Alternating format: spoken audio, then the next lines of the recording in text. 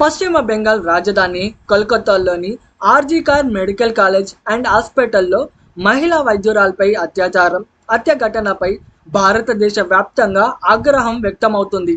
దీనిపై నిర్భయ తల్లి ఆశాదేవి కూడా స్పందించారు. కలకత్తా ఘటనపై మమతా బెనర్జీ సరైన విధంగా చర్యలు తీసుకోవట్లేదని ఆశాదేవి విమర్శించారు.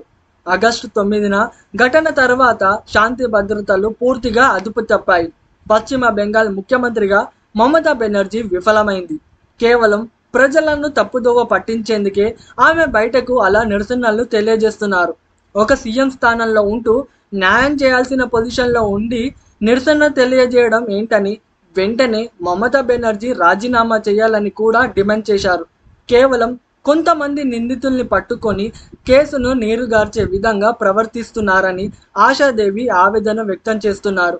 ఒక మహిళా సీఎం అయి ఉండి కూడా జూనియర్ డాక్టర్కు న్యాయం చేయడంలో మమతా బెనర్జీ పూర్తిగా విఫలమయ్యారని, ఇది పూర్తిగా మమతా బెనర్జీ ఫెయిల్యూర్ అని, ఈ ఘటనపై తొందరగా దర్యాప్తు జరిపి నిందితులకి కఠినంగా పనిష్మెంట్ ఇవ్వాలని కూడా డిమాండ్ చేశారు.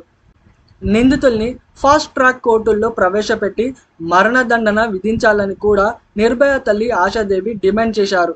మరోవైపు ఈ ఘటనపై ప్రస్తుతం దేశవ్యాప్తంగా నిరసనలు మిన్నంటాయి.